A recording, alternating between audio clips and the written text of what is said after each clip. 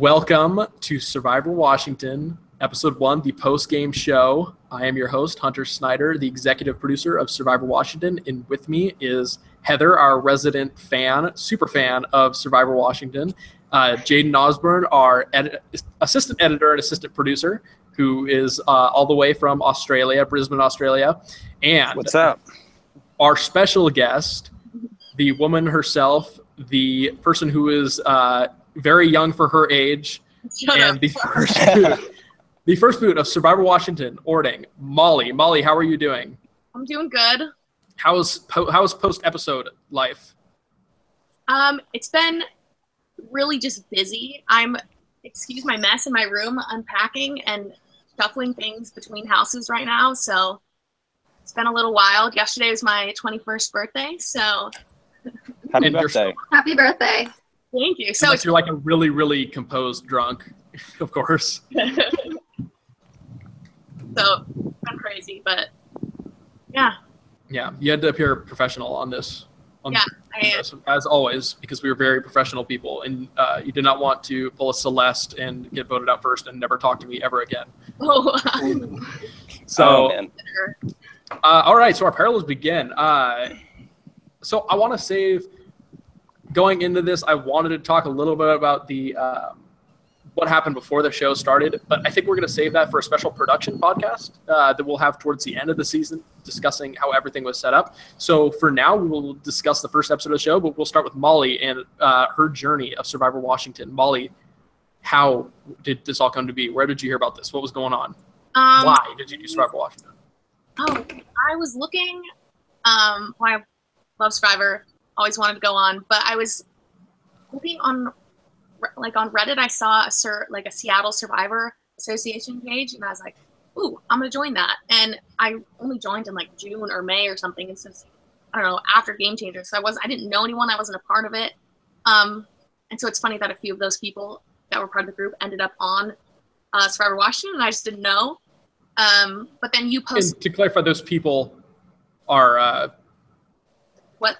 Blank and blank, or who were those people? Oh, Sarah and Wes. Yes, and to clarify, for the audience that doesn't know, they were taken out of that group. They did not know each other beforehand. Yeah. And then you posted down there, and I was like, yes, definitely. Why not? Sounds like a blast. Yeah. And I applied, and that. Days later, you were showing up to a random stranger's house to be on camera. I wanted to make sure it wasn't like serial killer, Yeah. But it was okay. Yes, I was definitely not serial killers. I may have been. I don't even remember. That week was a blur for me, so I totally could have come off like that. But yeah, no, I remember, Molly, when I got your application, I think it was your batch, because it was you, Wes, and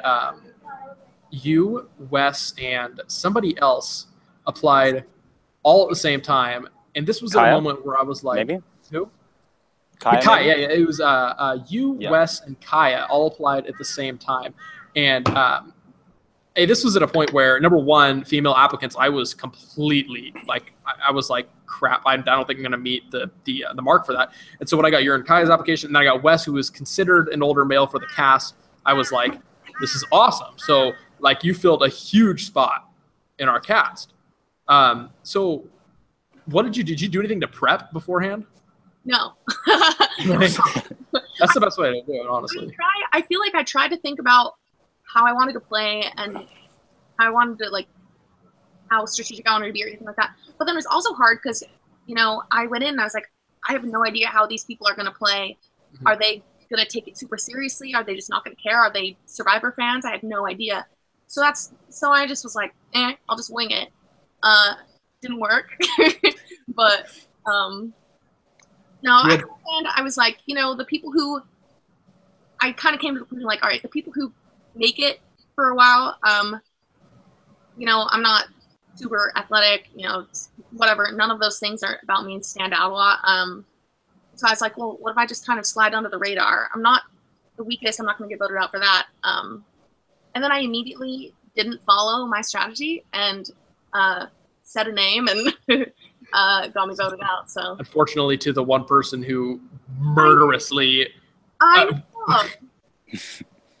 It's also tough because you have like literally 30 minutes to decide. So if one person says a name, you don't have another hour, like 4 hours to talk about it and see if you can change anything. So yeah, I mean, I think once my name was put out, it was like, well, that's that. Even though I think there were other people that they wanted gone rather than me. But I think, you just don't have time to change anything. It was like that the tide turned, or the tide turned at one point. I mean, when you're that close to tribal council, you don't want to be the person to try and make another plan kind of thing. You mean?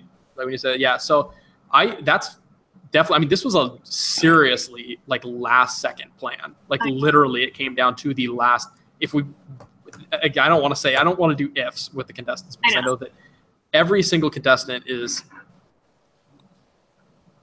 there's a lot that went on. I mean, this season is one full of this and that. If this happened, which every season of Survivor is. But so I want to go back to when you first get there. What are your first impressions of your tribe? Was there somebody on, like, say, the Wilkeson tribe that you wanted to be on a tribe with? Was there somebody on the Carbonado tribe that you didn't want to be in a tribe with? Yeah. So, my first impressions were like, all right, we got a good tribe. I like these people. I felt like before we were split up into tribes, like Lindsay kind of made eye contact with me a lot. And I felt like that would have been good if I was on her tribe. But that was the only person. The rest of them, I was like, I'm okay. First impressions, that's hard. Yeah, for sure. Yeah, I mean, I thought at first, this is a good tribe. I'm sorry. Hold. I feel really bad right there because I just realized that this was playing in the window that was also open. So it was like, I thought your audio was messed up when you were saying that, but you're good. You got what you just said across. I unfortunately did not hear because I was messing with stuff. But I got the gist of it, which is okay. But so Molly, overall, the experience of, and I again, we're not cutting it. It's not like, okay, bye Molly. But just overall, in terms of being out there and the atmosphere, and did you get something out of it? Oh, definitely. I mean, I know, I feel like it was more of a cool opportunity where it's like, I know how I might respond a little bit in that type of situation. I'm really glad about that. I don't know. Yeah, I met a lot of cool people. And you did not cut all of us out like Survivor Washington Sumner cast did with literally everybody. So you got friends out of it. Yeah, exactly. We have to clarify, when we address certain contestants and when other contestants address each other, whether it be on social media, whether it be anywhere else, I will say from personal experience, there is a group chat with 16 contestants in it. Every single contestant knows each other. Post game, everybody is friends with each other. People at this point have talked to each other over a month now after the competition, more than they probably talked to each other in the game. So speculation on that, I wouldn't put too much value into because, like in Molly's situation, Molly, you stuck around for episode 2, right? Mm-hmm. And you filmed me in that challenge. Yeah. Did you share those videos? By the way? I Facebook message them to you. I don't know the whole thing, but I can email them to you. Okay, cool. Thank you. Side note, Hunter's stressing on editing. No, just kidding. That's like the one thing that I have not put in on the challenge. I just realized that, and I'm like, where's that at? But that's like just an insert thing. So we were discussing. So yeah, you stuck around, and then left around about the 3rd round. So yeah, even then, Molly, like everybody, still even in this way. I mean, it's amazing what this community has kind of grown into, because like even then everybody still loves Molly as much as they love everybody else, which is awesome. I think that's super cool. Yeah, at first I was a little worried. I was like, am I really a part of the group really? Because I mean, I was there for, the shortest amount of time of anyone. So that was, I don't know, that took me a little bit where I was like, I don't want to feel like I don't want other people to think like that I don't belong as part of the cast or anything, but.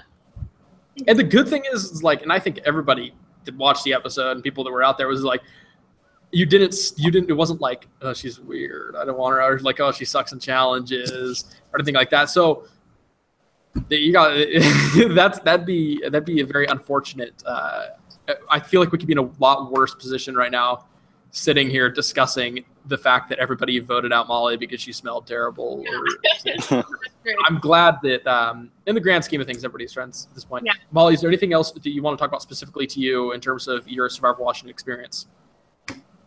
No, I know people ask you to ask some questions or whatever. So right. Oh yeah, absolutely. Oh yeah. Got it. There was a few Molly questions.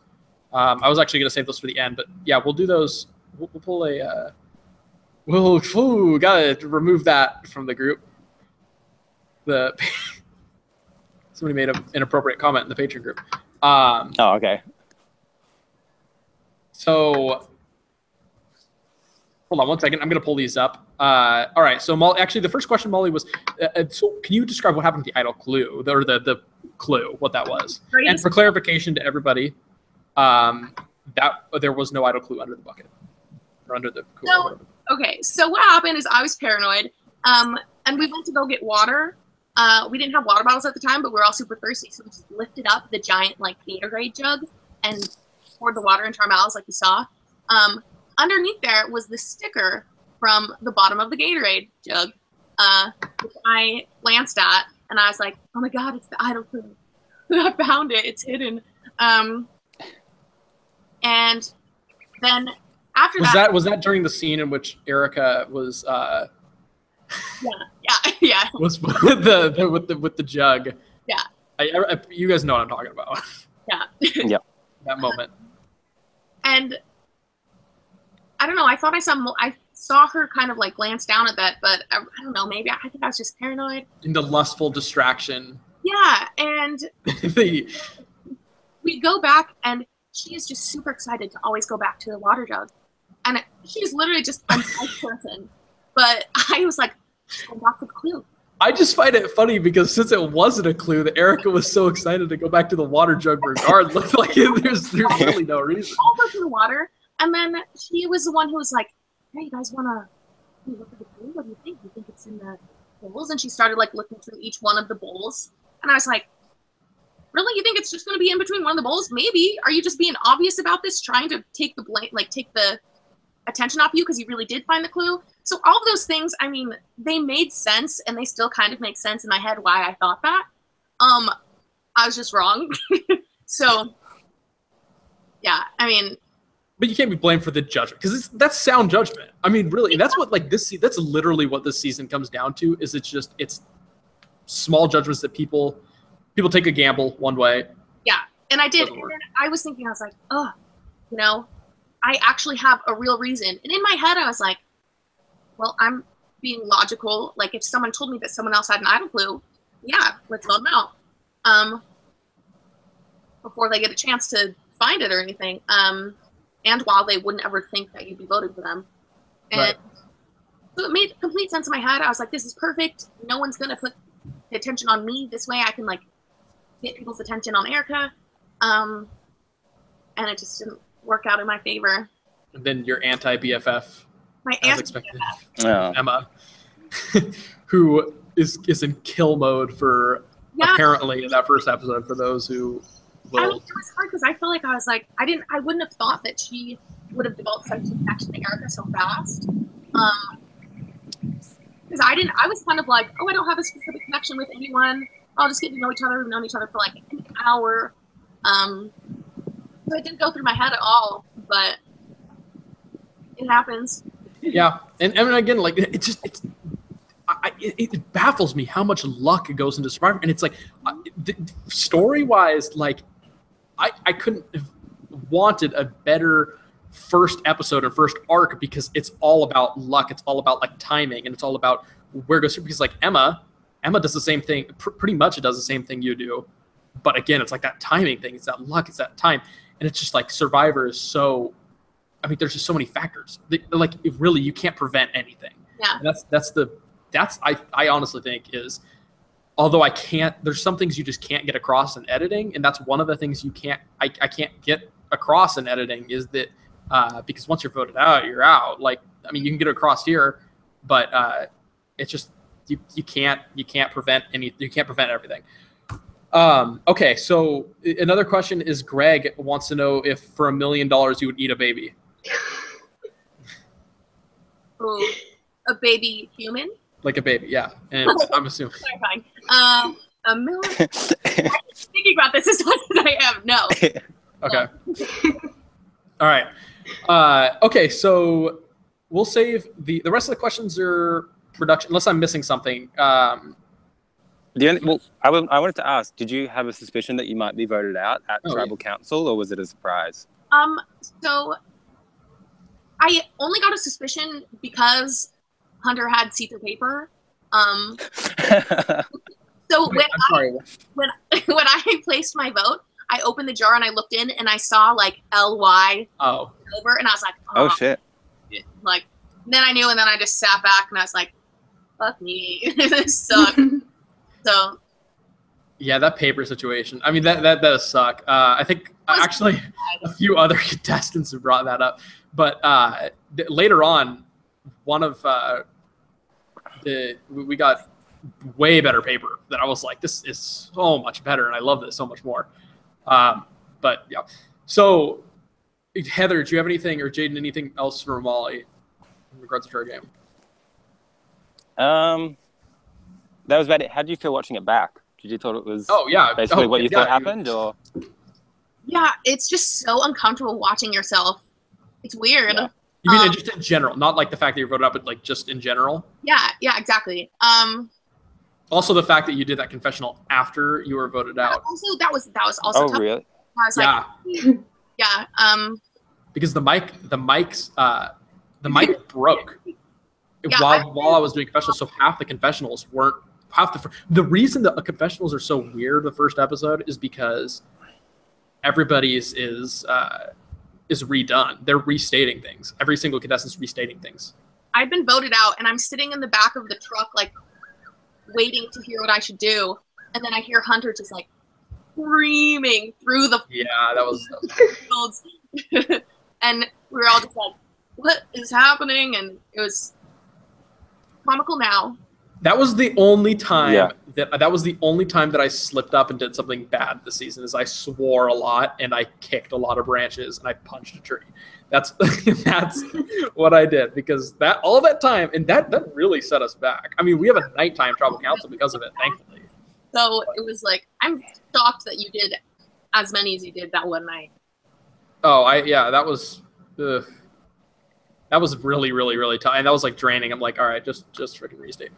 Mm-hmm. Which is like, and again, like, I'm not knocking. So we had 2 camera crew. We had two adults on camera crew and 2 kids. Literally, that's it, because the crew did not show up. So I had to have people that did not know how to do confessionals to make up for it, which is why Corius was blurry.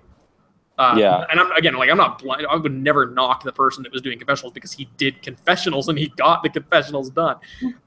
That's what matters. But it's like that's a, in terms of crew. Like, if you really want to help and be on Survivor Washington, come on the freaking crew, because number one, the crew's the most fun part, anyways. And I'll help out next year. Yes, and Molly will be there, and I think almost every single contestant is wanting to come up and help. So, well, I wanted to compliment you on how good it looks, because I was thinking, I was like, I know how many cameras he had. How did he manage to, I don't know, so props. Yeah. the little production they could. So, hey, you want a better season? Come on the freaking crew, guys. It's fun, I promise. No, and like, I've watched it a couple times through, and I didn't even notice that some of the confessionals had been redone. And I certainly wouldn't have thought that Molly's was refilmed. So that's a compliment to you. Yeah, huge props to Molly. Yeah, Molly did a great job, and that was like literally right after. Yeah, good acting, Molly. Thanks. I was unhappy. Yeah. So solid. That's really impressive too, because even like on shows like Big Brother and stuff, like people have said, like with first night evictions, or like say like if someone comes back into, like, battles their way back into the house, and then they're doing like the diary rooms and like smiling, it's like it gives it away, even on like you can tell like people. CBS productions, you can sometimes even tell. So the fact that you managed to like conceal that is like even more impressive. Yeah, that's huge. That's props, big props. That was like in terms of the production awards, like, you get a production award for most what do we even call that? that's like whatever that is. That deserves a production award. That's most professional. Yeah, that's just general like trickery. Yeah. Okay, so let's talk about this episode. Unless Heather, do you have anything you want to ask Molly? My only question was, when you like watched the episode back, I don't know how much you stuck around after your elimination, but was there anything? We have so many. I didn't even realize how many people. I'm sorry, Heather. I'm so sorry for cutting you off. Keep going. So were like besides Emma and Erica being really close, was there anything watching back that you were really surprised about that you had no idea when you were out there? Yeah. Okay. So immediately after, Hunter was like, so you want to know what's happening? Like, and all the ATF people, I had no idea, no clue. So it was really interesting. And then to hear, and then it was funny because Hunter said, "Oh yeah, Wes wanted to work with you," and then Connor, Brett, and John, and all that stuff. I was like, I had no idea. So. Okay, so I just want to say that we do have quite a few people watching right now, which is big. I wasn't expecting anybody to be watching this right now. Someone did ask a question. I want to clarify to Ryan Mineo. There was no footage of the clue being found because the clue was not found. Yeah, there was no such thing. There was no clue. I will say next episode, though, there are 1 and maybe 2 clues found. Ooh. So we wait and see. Okay, are we good? Are we ready to move on? Talk about this episode? Mm-hmm. Yeah, I think so. All right. Okay, so episode 1 of Survivor Washington, Orting. So this pregame. So I want to state, I didn't want to do their Meet the Cast interviews as confessionals, but again, the microphone breaking situation really threw that under. The only confessionals that survived were Emma's and Setu's. Setu's awesome confessional that I'm really glad did not get cut. I feel like he rehearsed that like a long time beforehand, like in the mirror.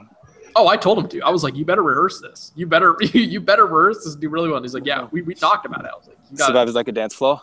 Yeah, Survivor's like a dance floor. If I can get my tribe to dance to what? If I can get my tribe to move in rhythm, that'll be great. Yeah. But come merge time, when the song is over, it's time to face the music. I know. I was like, there's no way that he just came up with that. Nope. Dude, he's so good. No, no, Setu is very funny in confessionals. So we got those. Heather, what are your standout impressions from this group of people? Setu was definitely one of them. It was weird. Most people, I feel like I could articulate how I was feeling about them and why, but with him, I just liked him. I didn't really know why, but I feel like he seems like he's someone who can get along with different personalities, and he just has a good personality, so I feel like he could do well in this game, and he seems like he would be in good physical shape too, so that always helps. And the thing about Setu's actually Setu and Emma were both supposed to be in the original second season that we were going to have, and so that's pretty cool.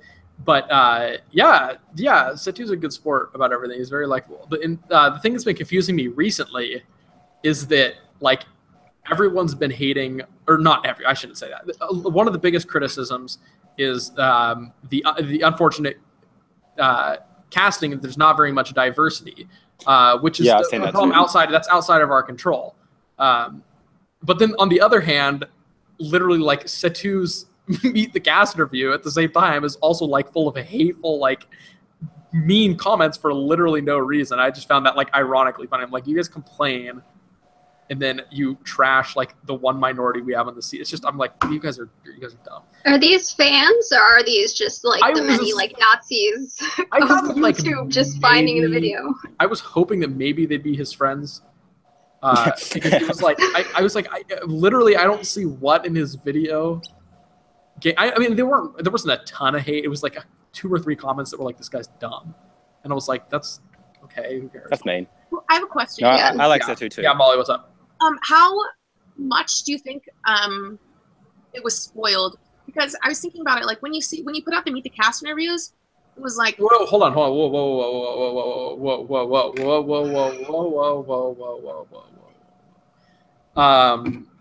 what's up? Nothing has been spoiled.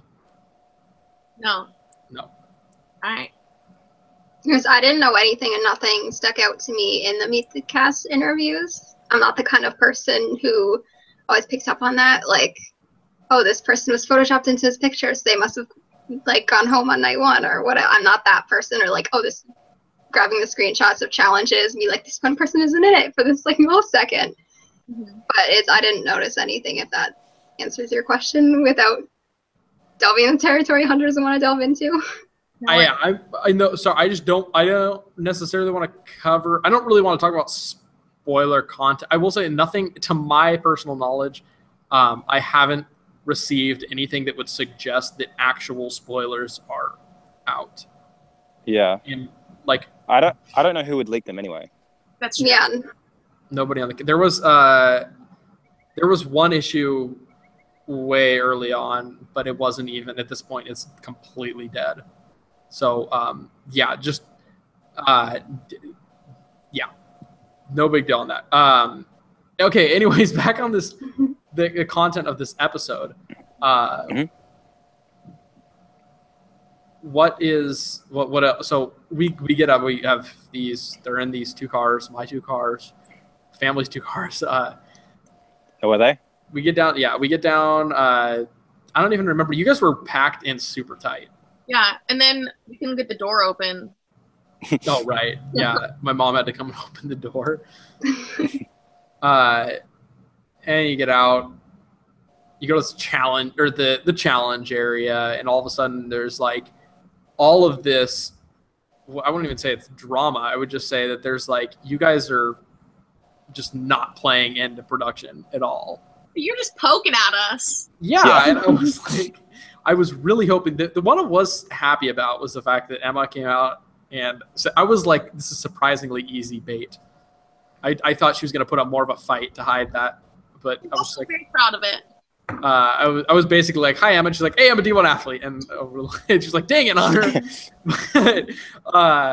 I feel like she looks like such an athlete, though, that it's like, I feel like that would be hard to hide. You know, she would start to look kind of like sketchy if she didn't reveal that. She's wearing like exercise gear as well. Mm-hmm. No, I was going to say, like, props to Wes, I think. Like, he's really good casting, and I'm really glad he's on the season because he was probably like one of the people that like outwardly like called out Corey and made an effort to kind of like if he wasn't there, I don't know if it would have been as drama filled. So I'm glad that Wes is on the cast. Yeah, I'm glad. I'm definitely glad for that because that was pretty rough. There was a lot that was cut out of that, a lot, and it was basically me just like, okay, so what do you think about this? And people were like, I don't know, nah, yeah, and I was like, yeah, you guys are tough. Who thinks they're the best strategist? Who thinks they're the best social player? Well, that my favorite. I feel justified because that one was specifically to get both Emma and Seitu out because they both said in their Meet the Cast interviews that they were going to be the strongest physically. So I was like, oh, they're both going to definitely answer on this one. And I didn't want to straight out just go out and say physical player. But yeah, what Jaden? I was going to say my favorite part was when you were like, Wes, I mean, guy in the black shirt, what's your name? That wasn't in the final cut, was it? Yeah, it was. No, it was there not. was one instance of that. I'm not positive it was West. There was some point. People their names and then being like, oh crap, no. Yeah.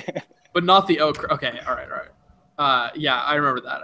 And then I also started saying Shreya's name and then stopped. Yeah, so that was so.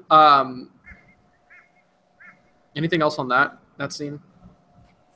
I thought that went well. I was surprised that anyone took the bait, to be honest, because I feel like that's kind of like so many instances you're asking of someone that's what Wes saying something then and then it comes back to bite them later. I'm surprised because Wes, I know, is like a big fan of the show. I'm surprised he took the bait on that one. But I mean, he said, in his early confessional that like, I'm just going to be a villain. So I feel like maybe that was just kind of his mindset where it's like, what would a villain do? Probably call out the like athletic male.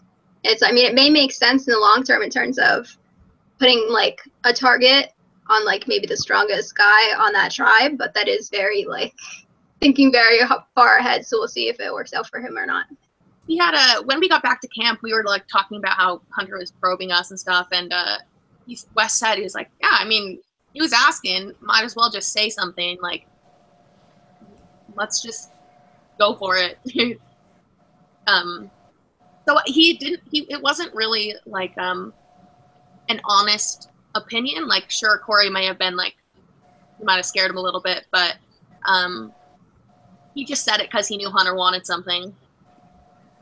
Yeah, I kind of took it as being playful as well. Like, it wasn't an outright, I'm going to vote out Corey or anything. I feel like, I don't know, if they meet up later in the season, they can at least kind of joke about it. Yeah, so that was interesting. I think that this cast is definitely reserved. And that's like, half of that is because literally every single person there was a pretty big fan of Survivor except for Sheree. I think. And well, I mean, I guess Emma and Say too, they're familiar with the show and they've watched a few seasons. But again, like, they are minimal and they were the ones that took the bait. So I thought that was interesting, but I'm really glad to see that. I mean, on the other hand, the fact that people are so quiet about things, nobody's really willing to step out, at least not yet in the game, not this early, is really, really, really good for strategy. Well, okay, so I had said earlier that was my strategy, is to be, kind of have meat shields, that type of thing. And my first thought was like, oh, this is going to be harder than I thought. Because everyone was kind of on that same page. Yeah.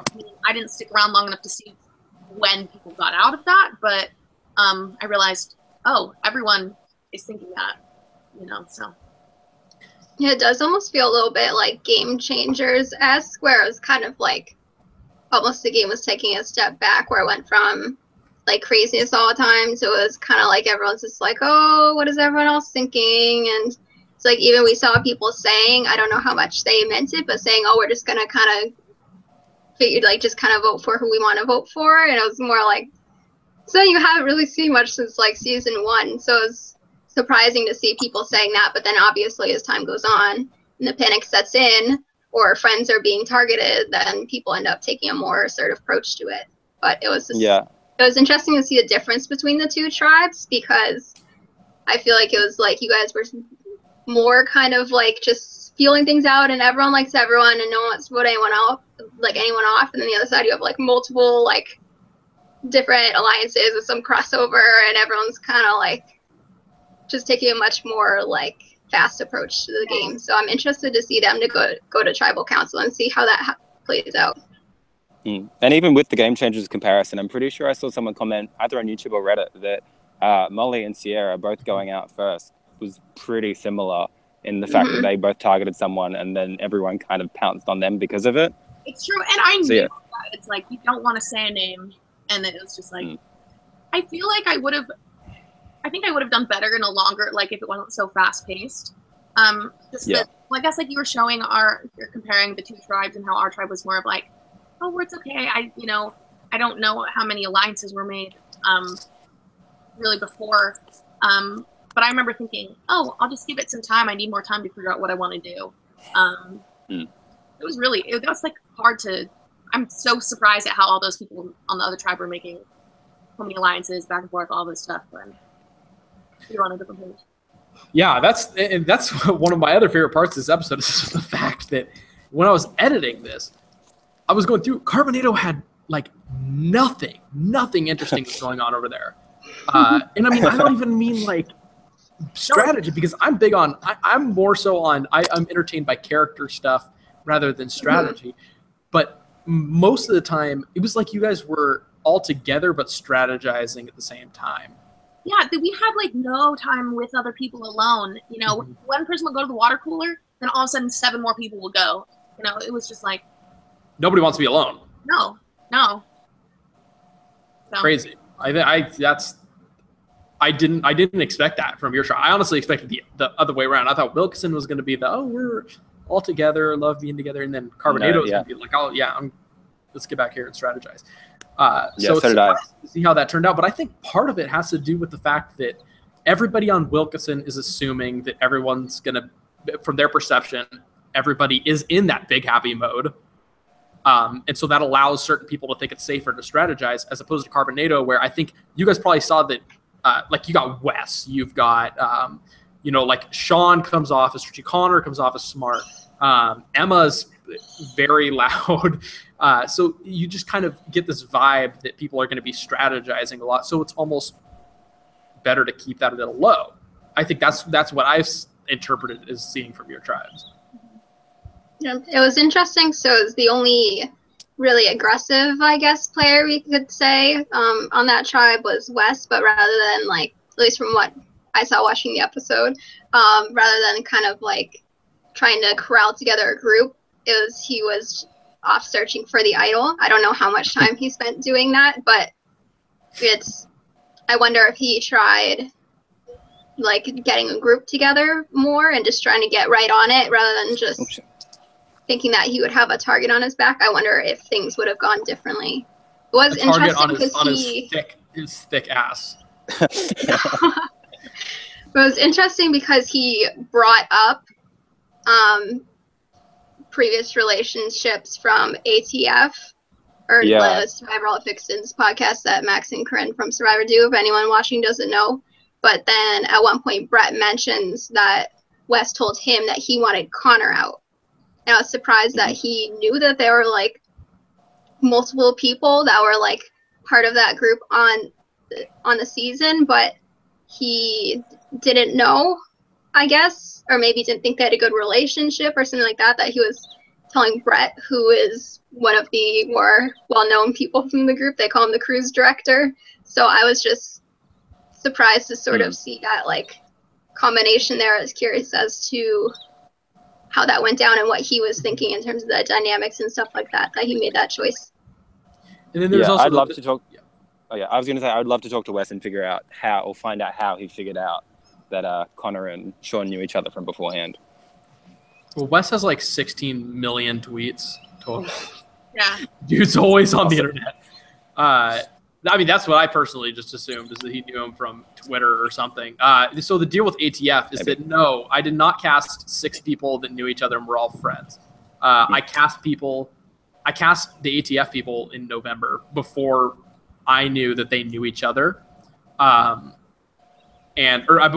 they even really knew each other, or the people that are friends got to be friends. So, don't blame this on me. But the thing is there is no pregame alliance there. There are no pre-existing loyalties. Nobody's like, oh, I'm not going to vote out an ATF person. So that's like something that is, do not fret about the ATF thing to the viewers that are worried about it or the people that have pointed it out. And in addition, Brett was a last-second pick like Hayden was the first season because my alternate did not show up. My older alternate male did not show up. So because the day before we had a 40-year-old man who broke his foot and was going to be on the cast. So actually he was going to be on the Wilkeson tribe, and Corey was going to be on the Carbonado tribe. Corey was a last-minute switch. I flipped Corey to Wilkeson and Brett to Carbonado. So, yeah. That's interesting because the two people that we saw that were actively putting together alliances it was Nico and Corey, and they're both on the same tribe and sort of had some of the same people in their groups. But it'd be interesting to see if we had one of each per tribe. But it was funny as someone who's in ATF to see. I mean, obviously it's not surprising, people assume if people just played on the same season, even if they're not friends at all, like when they come back on Survivor, they just assume they're together. And even if it's like someone like Haley who is off the face of the earth and like doesn't talk to anyone, like they just will still make that assumption. So it's funny to see because I wouldn't have thought of the people from ATF as being like this connected, like cohesive group, like maybe more like certain people who are friends, but it's not. I didn't think of it as being like a group of people that would be aligning together or voting together or like completely loyal to each other. So it's a pretty logical assumption to make, and it's a common one, but it was just funny to see as someone who knows the people more, knows the dynamics more. It's just not, people get along, but I wouldn't say it's anywhere near like a very close group of people with the like 6 or so, like maybe now, but it wasn't like everyone kind of does their own thing. I can guarantee it was nothing ATF related impacted the game period. Except for the fact that Wes said referred to them as ATF losers, and then later went on to join ATF. Okay, so in speaking of ATF, Lindsay, in episode 1, learning how to pee in the woods, that was funny. Yes, that was hilarious. Also, the fact that she was wearing a crew member's shirt because she did not pack the proper clothing to be out there, despite me messaging and emailing the cast in the rule book several times what to wear. Why am I not surprised by that? I don't know. I should have expected that. But yeah, so that Wilkeson tribe, though, just in general, I love the dynamic there. I really liked the seeing that when I was out there, and the whole thing with the tent. What's funny about the tent that they were setting up that really sucked. So we have this group chat full of everybody. So everybody watches the episode, and everybody talks, and everybody comments and stuff. Everybody knows each other. Well, I had contestants donate tents, and Sarah donated a tent, and that ended up being the crap tent at Wilkeson. And Sarah messages the chat, and she as the episode's airing, and she seems kind of offended that people were making fun of the crap tent, which I found funny. I found that hilarious. That could be like a real long con if she was doing that on purpose. Like either like a Russell like sabotaging his own tribe, or like a Rupert like stealing the shoes in Pearl Islands, and like on day 1, like hour 1.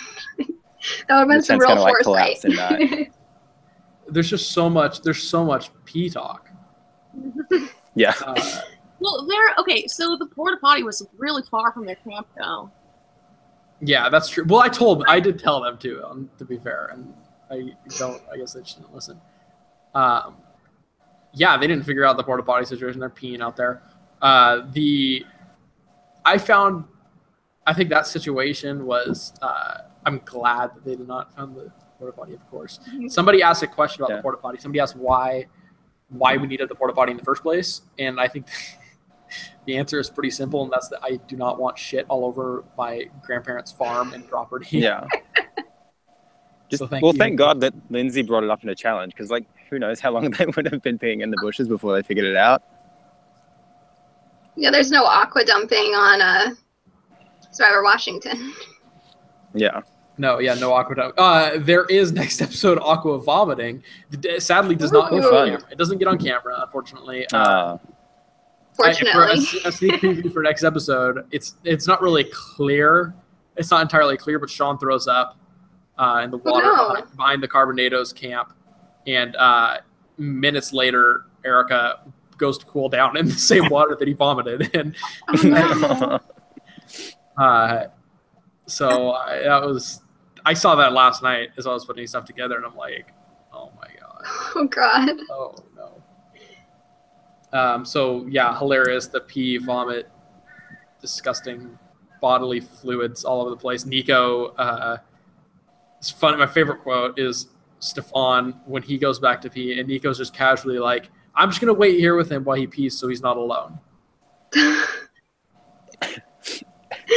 The support when you need them. Yeah.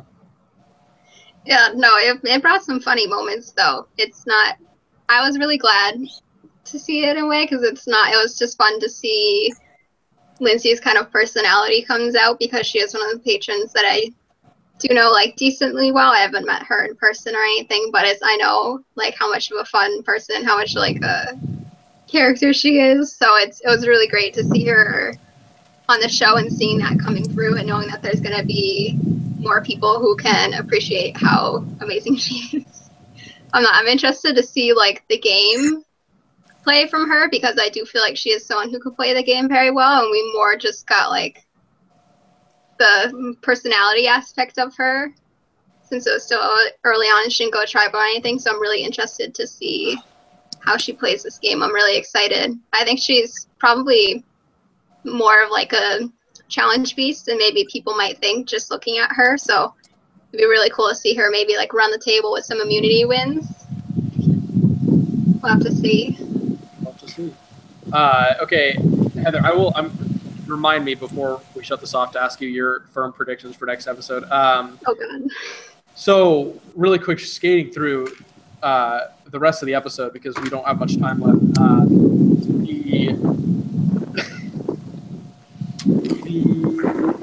What? I just had it. Where was that? If you want to apply for Survivor Washington, make sure you talk loud. I'm going to try to get a big location next time so you can talk loud when you strategize. Okay. I don't know why. This is just a random thing for me. The way that Corey says Setu's name is oddly comforting to me. You sent this to me a couple times. I did. I sent this to Jaden as I was editing for the first time. Like, it's really weird how he says, Satu. And it's like, it's oddly comforting. And I don't know why. It's one of those, like, subconscious things. Well, okay, so I had no idea what their names were because you kept saying, like, Niku. And I was like, is that his name? And Satu, I was like, weird. I have no idea what they didn't get their names right. Nobody could say Sheree's name at all the first episode. Period. Like, people cannot get it down. It was like Sharia, Shari. I was just surprised that people were like Satu, Sato, Sidu, Niku. Niku was a really popular one. Some people called Kitty Cat. And, like, I'm not going to say which name, but there are some people that, like Isabel in the first season, just don't get names, period, as the season moves on, which is funny. Something that's really dumb is you sent me the cast on paper first, and I saw Erica's name. But because it's, like, started with an A, I was pronouncing it Erika until I actually had it in person. So that was kind of embarrassing. Erika. Anything... Do we have any other moments you guys want to bring up? Anything you found interesting, funny? Cool. I was really impressed with Kitty. I thought she did really well. She didn't seem like she was like actively like forming alliances, but she just kind of got invited into two anyway. I think I voted for her for Player of the Week. I was really impressed with her. Yeah, that's exactly what I was gonna say. I'm a little nervous right now because it almost seems like it's too good to be true for her. But I am really rooting for her. It was really cool to see her just kind of be able to have so many opportunities and just kind of be able to play it so well. I am nervous because I feel like her and Corey, they talked about pairing up, but they seem kind of like an obvious pair. Just with, Kitty was put at least a little bit into like a leadership role, being the one that knows more about the outdoors and stuff. And he is kind of like the obvious physical threat, in part because of Wes calling him out for it. So I feel like the unexpected pairs kind of tend to do more well in the game because people don't see them as a pair as quickly. And I feel like those two are both like, not talking like Edic or Ed. I just had a gruel moment there, Edgic, or anything like that, but just they do kind of seem like obvious merge targets, and I'd be nervous with the two of them together that it'd just be an even bigger target, but hopefully they can just put together a really good group and stay really strong in the challenges that they won't have to worry about that, at least numbers-wise. I would like to bring up, so really quick, speaking of the poll, currently we have 110 votes. Oh, wow. Leading. I'll say again, fourth place with 8.2%, it's Corey. Third place with 20% is Connor. Third place with 30.9% is Kitty. And first place with 40.9% is Emma. Yeah. Everybody loves Emma. From the favorite that I've shown to episode 2. Yeah, Emma is... like, if you're not rooting for Emma, you're wrong. Yeah, everybody is loving Emma.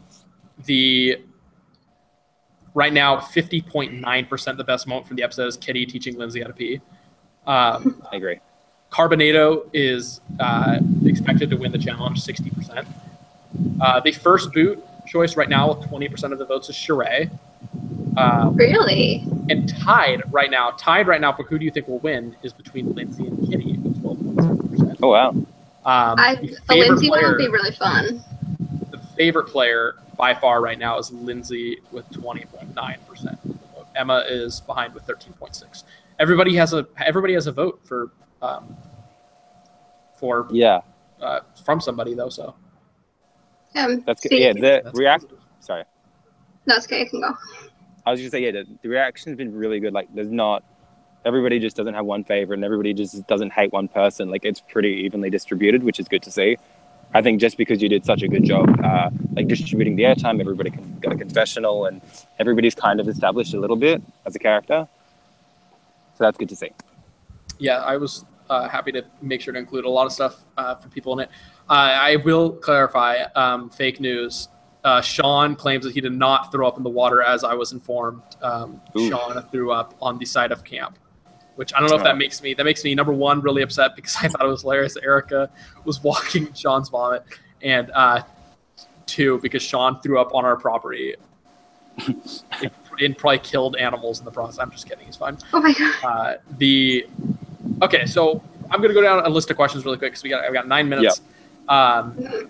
So one of the questions: how are tribes chosen? Actually, Jaden, you divided the tribes. Yeah, I can talk about that a little bit. Originally, we had 3 tribes. Yes. Yeah, I'm allowed to talk about that. Yeah. So we had 3 tribes up until a few weeks beforehand, and then after that, it kind of became apparent that we maybe. It was probably just going to be easier to do 16 people, and especially to film. Like, we only had 2 camera crews, so if we did have 3 tribes, it was probably going to be a hassle. So there was going to be a 3rd yellow tribe, but then after that, I just kind of went through. It was more about. I definitely wanted to have. I wasn't like aware of the interpersonal ATF relationships, but I knew who the ATF people were, so I just split those up evenly, and then it was mostly just about. Like dividing ages and personalities and like people I thought were similar. I'd put them on 2 different tribes. And then, yeah, I think it worked out that you guys almost have the exact same average ages, or at least you did at one point. Yeah. And then I just sent it to Hunter and he was like, I think I like it. Yeah, we'll use that. So that's kind of how that came about. The only thing that was different, was that Corey was on Carbonado and there was another guy who ended up dropping out on Wilkerson. Yes. And then we switched them. Fortunately, he broke his foot, which was sad. Yeah.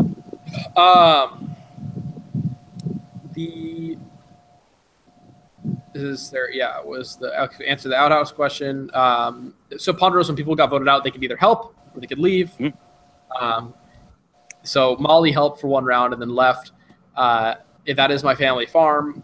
I came up with I don't even know how I came up with the theme. And it just kind of came to me.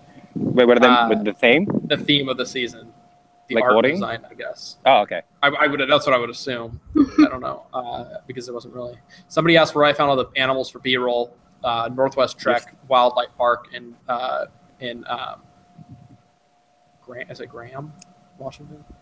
And then of course Brett asking, would it have killed you to have 1 black person? All right. Does anybody have anything before we wrap up? Do you want my predictions? Yeah, before we get to Heather's predictions, anything? No, I think I'm good. Molly? No, nothing. All right, Heather.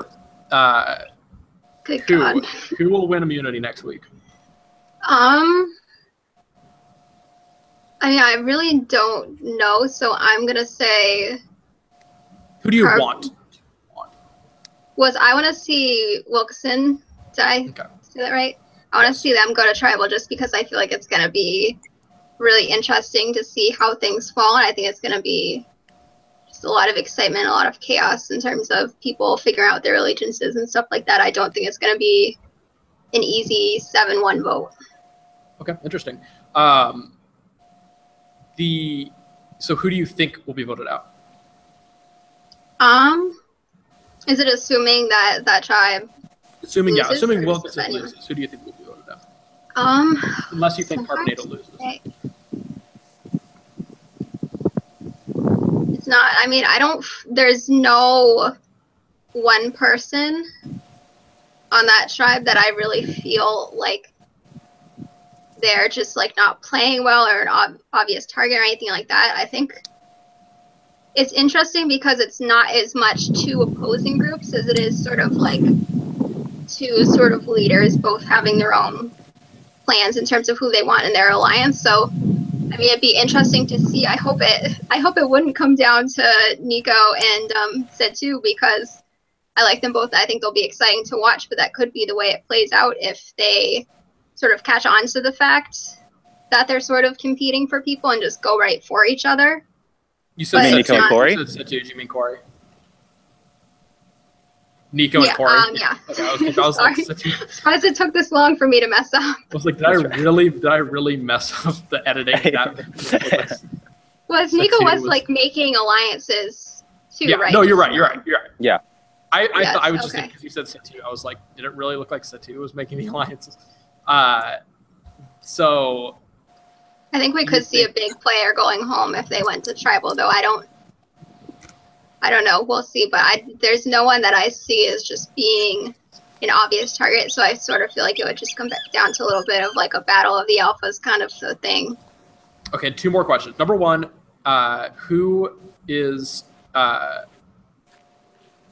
actually no, 3 more questions. Really quick, just give me really quick answers. Number 1, I already lost it. What was it? It was who do you think will get the most confessionals next episode? Who do you think will be the biggest player, the most standout player?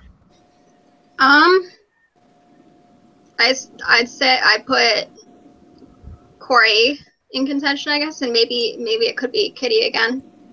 Interesting. Who do you think? Who's your favorite right now? You said Lindsay before, right? Say. Yeah, well, Lindsay is partly just, it's hard to be like unbiased because Lindsay is one of the people that I do know and have a lot of love for. And I think we got to see more personal content from her than some of the other people that I know, but I love Lindsay. I'm really enjoying watching Kitty. I'm excited to watch Connor play some more because I feel like he's playing it pretty well, and I'm just interested to see what's to come from him. Who do you think will win, Survivor Washington, Orting? That's so hard. I'm sorry, you said quick answers. It's not. I think Kitty could win, but I just think it's going to be tough because I think she's going to be an obvious target. I think Lindsay could win. I could see Sean winning or Connor winning. Those are the. Is there anybody you don't see winning? Period.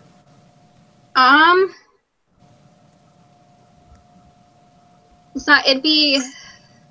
I don't want to be like. I feel like I've been too critical. I want to be like bashing Wes, but just sort of like the way he's been playing so far. I mean, just like a year ago, we were seeing David sort of have a similar, first boot where it was kind of like he was sort of like freaking out and going, not that Wes was freaking out, but feeling like he was on the outs and going off and searching for the idol. I kind of felt like he was an obvious outlier and that he was going to go home because of it. And then he went and played an amazing game. So it's not, I think Wes would really have to change his gameplay from what we've seen so far. I definitely don't think it's impossible, but just from the way he's played so far, it's hard just because I don't really see him having people that he's close with and people he gets along with as well as other people do.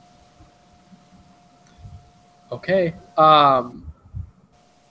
So I'm gonna watch it. There's a few more questions. Stephen BSG wants to ask, when Survivor Washington was associated with the school, how much were you limited to? I don't really know what that is. I think you might be asking about when it was a cast project. I was just not allowed to use Survivor music, and I was not allowed to have swear words in it. And then after episode 5, it was basically like I had gotten an A on the project. I had free reign to do whatever I wanted to. Okay, so that's the last of the questions that were up. Does anybody have any last words? Molly, any final words? Of course, you're invited back to future Google Hangouts because at this point you are an alumni that's chilling in the alumni cabinet. So this is not like Molly bye forever, certainly. Do you have anything? No, it was fun to talk about. I had a blast anyways, short-lived, but it was fun. Jaden and Heather? No, I think I got everything. Thanks for having me on. Yes, absolutely. Heather? I just say I'm just really excited to see how things play out because it doesn't feel like there's one person who's just like way above everyone else or even 2 people. It doesn't feel like there's really players who are just totally bombing it. Like no one's playing a perfect game, but I think everyone at least is in it to some degree or another. And I'm interested in everyone to at least some degree or another, whether moving forward against them. There's no one that I'm just like, why are they even here? They're irrelevant. So I'm really just excited to see how this plays out. It should be really interesting. Awesome. Well, that's what I was going for, so I'm happy that was achieved. Well, this has been fun. I loved this. I really want to do this each week. So hopefully, and again, I'm in touch with all the contestants this time around, so we should be good to go each week. The times and dates will vary because of various scheduling conflicts and the fact I'm a college student. It will not be on Tuesday again because it's a very rushed day for me, which is why unfortunately we can only do an hour-long episode.